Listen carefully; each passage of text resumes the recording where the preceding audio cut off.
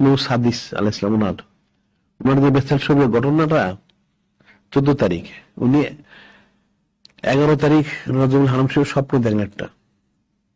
কি স্বপ্ন দেখলেন? উনি উপরে উঠতে উঠতে গেলেন, সে জাবারুতে গেলেন। জাবারুত আল্লাহ বলা যায় এটা ইজমাইর নাম আসমান সিফাতের একটা স্থান, হাকিকত। উনি গেলেন পরে উনি দেখলেন ওনাকে হযরত আনাস বিন মালিক রাদিয়াল্লাহু আনহু উনি ওনাকে এসে ডাকলেন যে আপনি নূরে মুজাসসাম হাবিবুল্লাহ হুজুর, উনি আছেন এই সামনে, এখানে বিরাট একটা ইয়ে আছে তাবুর মতো, এর ভিতরে উনি আছেন, আপনাকে ডাকতেছেন। ঠিক আছে। উনি গেলেন, যাওয়ার পরে ওনাকে বসতে বললেন। উনি দেখলেন যে অনেক নবী রাসূল, সাহাবায়ে কেরাম, ফেরেশতা সবাই এখানে, অনেকে অনেকে দণ্ডায়মান আছে, অনেকে এক যার জায়গায় বসা আছে। তো নূরে মুজাসসাম হাবিবুল্লাহ হুজুর যেখানে তাজমহল রাখছেন ওখানে বসেছেন। হঠাৎ দেখা গেল দুইটা রূহ মোবারক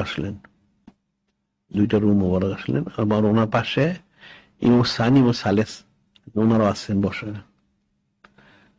নূরে মুজাসসাম হাবিবুল্লাহ হুজুর পাশে বললেন ওনাকে, ইমাম সাদি সালেস, আপনি এক কাজ করেন, আপনি যা দেখবেন এটা আপনি লিপিবদ্ধ করবেন, লিপিবদ্ধ করে আপনাকে 3 দিন পর আবার চলে আসবেন আমার কাছে।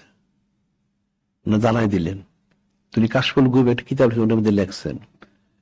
তো তখন নূরে মুজাসসাম হাবিবুল্লাহ হুজুর পাক সাল্লাল্লাহু আলাইহি ওয়াসাল্লাম বললেন যে আসলে ইমাম সানি ইমাম সালেস যখন সাথে ছান্ন প্রকাশ করলেন, তখন আল্লাহ পাক ওনাদের পরিবর্তে আমাকে 2 জন উম্মত দান করলেন।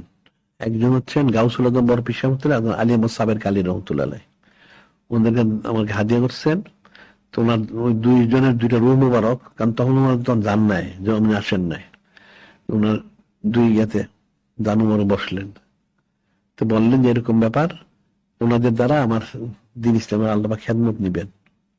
তিনি দেখলেন, বলেন তাহলে এখন আপনি যান, গিয়ে এটা আপনি লিপিবদ্ধ করেন, আমি 3 দিন পরে আসবেন। তিনি আসবেন, এসে তাড়াতাড়ি লেখলেন এই কিতাবটা, লিখে ঠিকই 3 দিন পরে এই 14 রজুল হামসি উনি বেচালশিপ গ্রহণ করলেন। সুবহানাল্লাহ।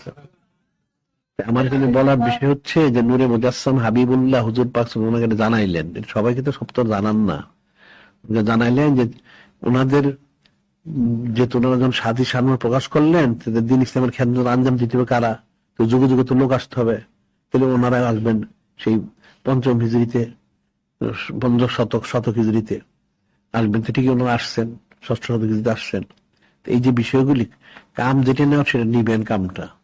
যারা জড়িত থাকবে তারা ফায়দা লাভ করবে, আর যারা থাকবে না তারা ফায়দা লাভ করতে পারবে না।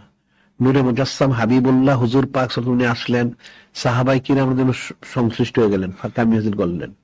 আর যারা সংশ্লিষ্ট হইতে পারলো না তারা নাকামিয়াব হয়ে গেল। বিষয়টা তো কঠিন বিষয়। এই যে জিনিসটা এখন দিন ইসলামের যে বিষয়টা, ইস্তেকামত থাকার বিষয়টা, যে যদি কেউ ইস্তেকামত থাকে কাজ তার দ্বারা হবে, তাকে আল্লাহ পাক করায় নিবেন।